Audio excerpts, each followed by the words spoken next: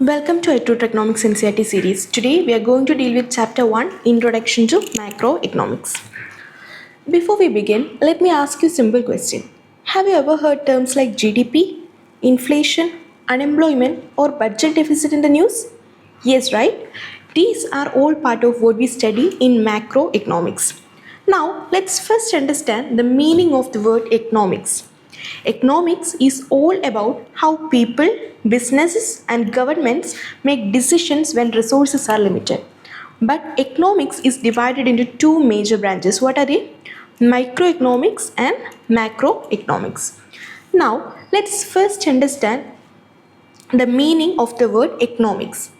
Economics is all about how people, business, and government make decisions when resources are limited, as I told you earlier. Now, what is the difference between microeconomics and macroeconomics? Microeconomics studies individual units like one household, one firm, one industry, and so on. For example, when we study how Tata Motors decides the price of its car or how a family decides its monthly budget, that is called microeconomics. Macroeconomics, on the other hand, studies the economy as a whole. It looks at the big picture, like things like total production, total income, aggregate income, employment level, and overall prices in the India economy. So, when we talk about India's GDP growth rate or how inflation affects everyone's cost of living, that's macroeconomics. Now, you might be wondering, why do we need to study macroeconomics separately? The reason is that what is true for one person or one firm is not always true for the economy as a whole. For example, if one person saves money, it's good for them. But if everyone in the country starts saving and stops spending, the economy will slow down. This is called the paradox of thrift. And it's one of the reasons why we study macroeconomics separately from microeconomics. Alright. Okay, let's now understand the meaning of macroeconomics. The word macro comes from the Greek word macros, okay, which means large. So, as the name suggests, macroeconomics is the study of economy as a whole. That means instead of looking at one consumer or one firm, we study all consumers, all firms, and all industries together in the country. In simple words, macroeconomics studies the big picture of the economy. It deals with large aggregates like national income, that means the total income earned by everyone in the country. Also, employment, that means how many people are employed or unemployed. And also output. Output means how much goods and services the country is producing as a whole. That's why macroeconomics is also called income theory. So, macroeconomics is also called income theory because it mainly focuses on the total income of the entire economy and how that income grows or declines over time. Now, what all topics are included under the macroeconomics? Let's see. It studies broad areas like employment and unemployment, then national income, then inflation, business cycles. Business cycles means periods of boom and recession and so on. Then poverty, inequality, investment, savings, infrastructure, capital formation and so on. So if you observe, macroeconomics helps us understand the overall performance and health of a nation's economy, whether it is growing fast, facing inflation or struggling with unemployment. So in short, macroeconomics is a study of economy as a whole and it helps policymakers, economists and governments to plan, predict and improve the country's economic performance. Okay, now let's move on to the next topic, economy and its types. First, let's understand what do we mean by an economy. In simple words, an economy refers to a system or area where economic activities are carried out. So, whenever people produce goods, consume them, exchange or trade them, and work for income, all this together form an economy. You can think of an economy as a big network where people, businesses, and government continuously interact through production, consumption, and exchange of goods and services. And what are the main activities in an economy? There are two fundamental economic productions or economic activities. What are they? Production and consumption. Production and consumption. Everything else in an economy supports these two. For example, exchange activity helps producers and consumers connect. This includes buying, selling, and trading. Then supporting activities like transportation, banking, advertising, planning, government policies, and other planning make production and consumption smoother. Then there are non-economic activities too, like environment, health, education, entertainment, and governance, which indirectly influence how the economy performs. And apart from this, external factors also play a big role. External factors also play a big role. Things like imports and exports, then foreign investment, foreign exchange earnings, international relations, immigration and emigration, all these link our economy to the rest of the world. So you see, an economy doesn't function in isolation. It's a combination of several internal and external forces working together for one ultimate aim, that is economic growth. Okay, now let's classify economies based on different characteristics. Economies can be grouped under various heads like based on status of development, developed economies, based on system of activities, based on scale of activities, nature of functioning, and so on. So, based on status of development, we can classify economies into developed, underdeveloped, and developing economies. For example, examples of developed economies are USA and Japan. Then developing economies, it's nothing but India. Okay. Now, what about economies based on system of activities? We can classify them into capitalist, socialist, and mixed economies. Capitalist economy means where private ownership and profit are the motive. Socialist economies are where the government owns and control production. And mixed economy is a combination of both. That means a country like India. Okay. Now, based on activities or scale of activities, we can classify economies into small economies and large economies. And based on nature of functioning, we can classify them into static and dynamic economies. Static economy means they are unchanging and traditional. What about dynamic? They are constantly growing and evolving.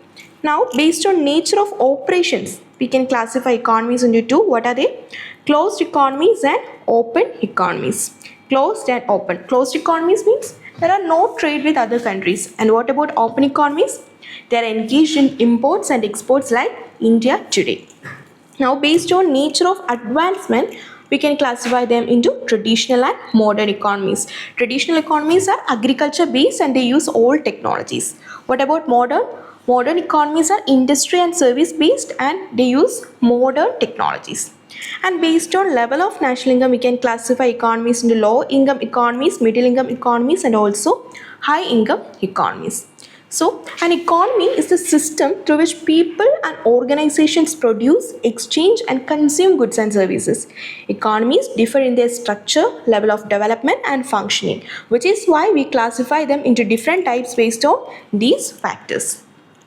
Now that we have understood what an economy is and how it functions, let's move on to our next topic, economic systems. So what exactly do we mean by an economic system?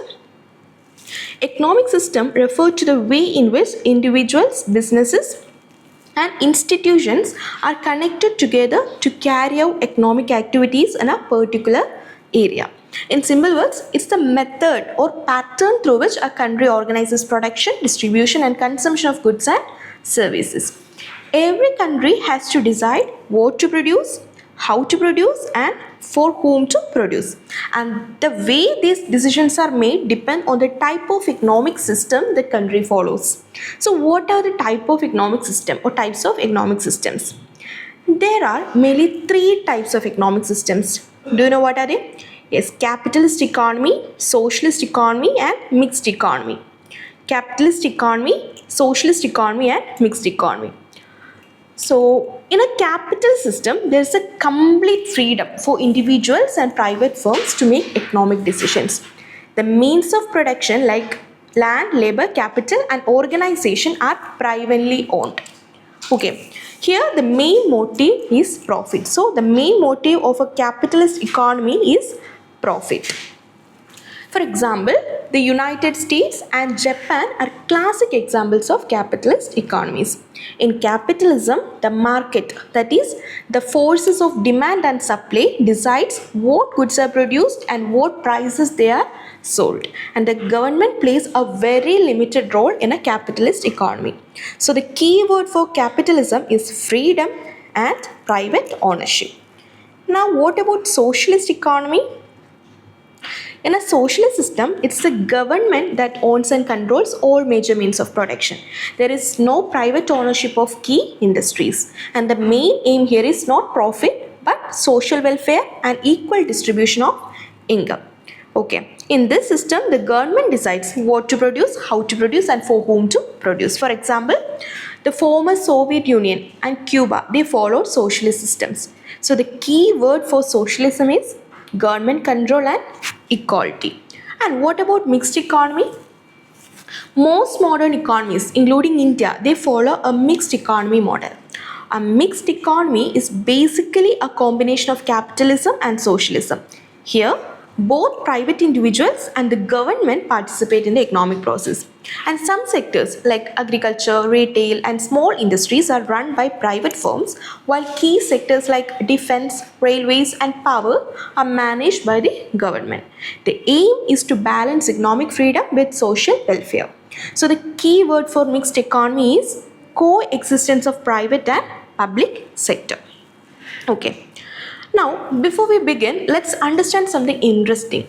The word capitalism comes from the idea of capital, which means wealth, like land, factories, and money that is used to produce more wealth. The concept of capitalism was explained in detail by Adam Smith. Adam Smith is the father of capitalism, right? He believed that if everyone works for their own profit, it will automatically benefit society as a whole. What Adam Smith believed was, if everyone works for their own profit, it will automatically benefit society as a whole. So let's see what this system actually means. A capitalist economy is one where the means of production like land, labor, capital, and organization are owned by private individuals and not by the government. The main idea here is freedom. Okay, people are free to produce whatever they want, choose any job or businesses, and earn profits. That's why this system is also known as free economy. So this system is also known as free economy or market economy. The government's role is very limited. It just acts as a referee, not a player. The decisions about what to produce, how much to produce, and at what price to sell, all these are decided by the forces of demand and supply in the market. In Latin, this idea is called laissez-faire. Laissez-faire, which means let's do or let it be. In other words, let the market work freely without interference. However, in modern times, pure capitalism doesn't exist anywhere. Even countries like USA, then West Germany, Australia, and Japan, they follow capitalism, still have some government intervention, especially to provide social welfare measures like healthcare, education, and protection for poor people, so that everyone is not left completely to the market forces. And one more modern concept is globalism, coined by Manfred D. Stiger in 2002. What is that word? Globalism. It refers to the global version of capitalism, where trade, production, and finance connect countries all over the world. It's sometimes called extended capitalism. It is sometimes called extended capitalism. Okay. So as we already learned, capitalism is all about freedom, private ownership, and profit. Now let's discuss each feature one by one in simple and clear terms. Okay. So features of capitalist economy. First feature is private ownership of property and law of inheritance. The most important feature of capitalism is private ownership. This means that all the productive resources like factory, land, machines, and capital are owned by individuals and not by the government. People have the freedom to use, sell, or transfer their property as they wish. After their death, their property can be passed into their children. This is known as the law of inheritance. So this is known as the law of inheritance. So basically, in capitalism, property belongs to the people and not the state. Now, the second feature is freedom of choice and enterprise. In a capitalist economy, there is a complete freedom for both producers and consumers. Producers are free to choose any occupation, trade or businesses they want. Consumers are free to buy any goods or service they produce or they prefer. For example, if you want to start a clothing business, no one stops you. And as a consumer, you can choose to buy from any brand you like. This freedom gives rise to a lot of creativity and competition in the market. Next feature is capitalism is profit motive. So here comes the main driving force, profit. In a capitalist economy, everything runs on the desire to make profit. Producers don't produce goods just to help others, they produce because they want to earn maximum profit. So they try to use advanced technologies, division of labor and specialization as follows. Okay, there is even a golden rule in capitalism, that is maximize profit, to maximize profit. So the golden rule for a producer under capitalism is to maximize profit. Next feature is free competition. Under capitalism, there is a free competition, meaning no one can stop others from producing or selling. There is competition among producers to sell more goods and consumers to buy what they want at the best price. And this competition ensures better quality, lower prices and innovation in the market. Now, what's the next feature? Price mechanism. This is the heart of capitalism. In this system, prices are determined by the demand and supply forces. If demand rises or demand increases, what happens? Price will fall. And if demand falls, prices drop. So prices act like a signal, guiding producers on what to produce and how much to produce. That's why we say price mechanism regulates all economic activities. Okay, then role of government. What about the role of government in a capitalist system? In a capitalist system, the government's role is very limited. It mainly provides basic services like defense, public health, education, and so on. So the government doesn't interfere much in businesses or pricing decisions. And the last feature is inequalities of income.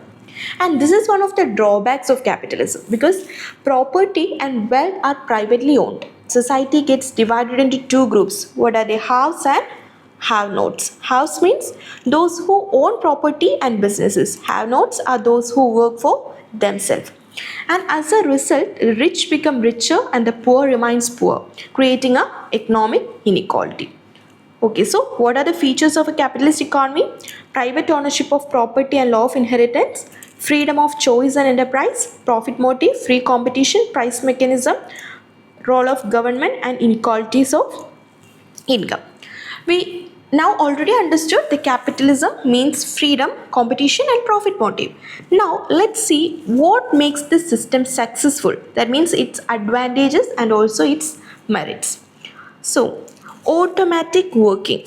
That means in a capitalist economy, everything works automatically through the price mechanism. There is no need for government control in deciding what to produce and how much to produce. For example, if people suddenly start demanding more electric scooters, what happens? Producers will automatically increase their production because they can earn more profit. So demand and supply adjust naturally like an autopilot system of the economy. Now, what is the next merit? Efficient use of resources. Since every producer wants to maximize profit, they make sure that no resources is wasted. Labor, land and capital are all used in the most efficient way to cut costs and increase productivity. For example, a company will use modern machines or trained workers to produce more in less time because that means more profit. Now, incentives for hard work. In capitalism, hard work and innovation are rewarded. If you work more efficiently, manage better or come up with new idea, you earn more income or profit. This gives people a strong motivation to work harder and achieve more, unlike in systems where everyone earns the same regardless of efforts. Next, economic progress.